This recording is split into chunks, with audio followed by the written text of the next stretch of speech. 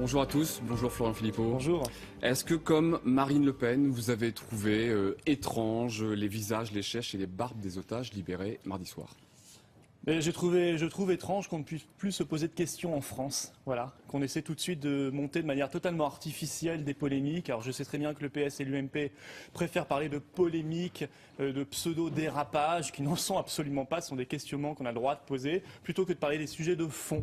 Oui, ça les arrange, bien sûr.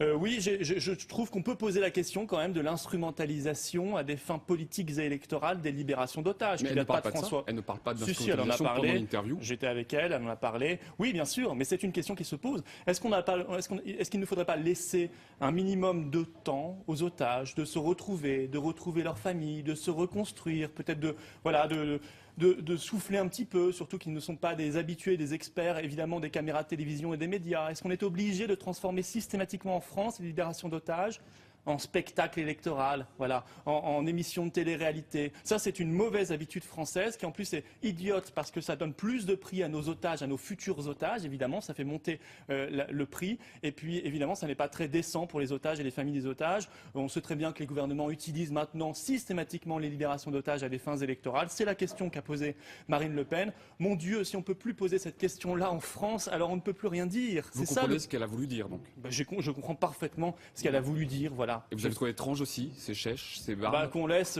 qu'ils soient encore avec les symboles de leur détention, oui, je trouve cela pas très décent, mais pour eux, voilà, c'est pas eux qui sont en cause, c'est le gouvernement qui est en cause. Il y a une maladresse quand même ou pas pour vous?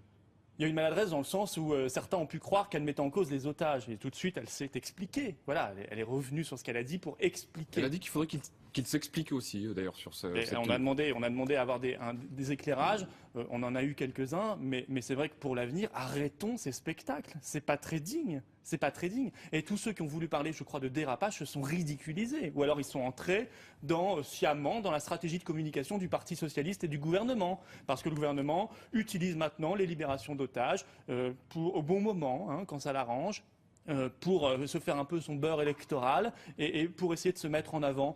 C'est pas très digne et c'est surtout idiot parce que ça donne encore une fois beaucoup plus de prix à de futurs otages français. Et moi je pense qu'il faudrait rompre avec cette politique. La date de la libération pour vous n'est pas liée au hasard? Oh, qui le croit? Qui croit encore à ça? C'est jamais lié au hasard. Mais on surprend les dernières libérations d'otages ces dernières années, ça n'est jamais lié au hasard. Voilà, c'est toujours utilisé à des fins, quand on est dans une mauvaise passe dans les sondages, quand il y a un trou d'air pour le gouvernement, voilà, on l'utilise et on en fait des tonnes. Pensons un peu aux otages. Hein. Ils sortent de 3 ans de détention dans des conditions très difficiles. Pensons à leur famille, laissons-leur le temps de se reconstruire. Et je suis heureux que Marine Le Pen ait posé cette question parce que si ça peut permettre de sauver de futures vies, de futures prises d'otages qui n'auront pas lieu parce qu'on abaissera le prix des otages français, on cessera avec cette mascarade, alors tant mieux. Un mot de l'écotaxe. Malgré la suspension de la mesure, une manifestation est encore prévue demain à Quimper. Est-ce que vous la soutenez? Oui, vous savez qu'on est, depuis le départ, nous, favorables à la suppression, non pas la suspension, ça n'a pas de sens, à la suppression de l'écotaxe, qui est une hérésie économique et sociale et qui n'apporte rien en termes environnementaux. Voilà. C'est d'ailleurs Elle est supposée financer quand même le fret et d'autres moyens de transport que le camion. Oui, mais je vais vous dire, la vraie politique environnementale, ce serait de raccourcir les circuits entre les lieux de production et les lieux de distribution, les lieux de commercialisation, c'est-à-dire de faire du protectionnisme intelligent. Vous voyez, on est cohérent. Quand on fait du protectionnisme, en même temps, on est écolo parce qu'on évite d'aller produire à 5000 km en Chine ou dans d'autres pays qui ne respectent aucune norme environnementale. On évite les coûts environnementaux du transport par toutes les voies possibles et on évite ce système qui marche sur la tête et qui crée beaucoup de pollution et qui détruit beaucoup d'emplois. Voilà la vraie politique environnementale. Mais je rappelle que l'écotaxe, c'est une coproduction Union européenne, UMP, mise en place par Nicolas Sarkozy. Les premiers portiques, c'était 2011, Parti socialiste. Voilà. Justement, vous feriez comment si vous étiez aux manettes, puisque ça a été signé, il y a un contrat de 13 ans avec une société privée, signé par l'UMP. Incroyable d'ailleurs. Vous arrivez aux manettes, qu'est-ce que vous faites de ce contrat? Les Français le savent, ça, que l'État a délégué en quelque sorte son pouvoir de prélever l'impôt.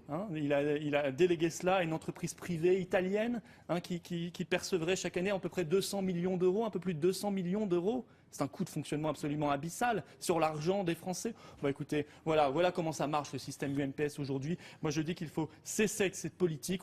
Maintenant, on supprime l'écotaxe, on met en place une vraie politique environnementale et on arrête avec cette surfiscalité, cette injustice fiscale qui est liée à cette incapacité des gouvernements à recréer la croissance, à relancer la machine économique et sociale parce qu'ils sont complètement embourbés dans les dogmes. Vous savez, les dogmes de l'Union européenne, les dogmes de l'ultralibéralisme, les dogmes de l'ouverture totale des frontières à la concurrence déloyale, le dogme de l'euro à tout prix qui est en train de nous tirer vers le bas. Là, quand on est à 0% de croissance, la seule solution, c'est d'augmenter les impôts, d'en créer de nouveaux. C'est tout ce que savent faire l'UMP et le Parti socialiste. Alors justement, au sujet d'impôts, 75%, la taxe pour les clubs de foot aussi. François Hollande est resté intransigeant. Vous en êtes satisfait?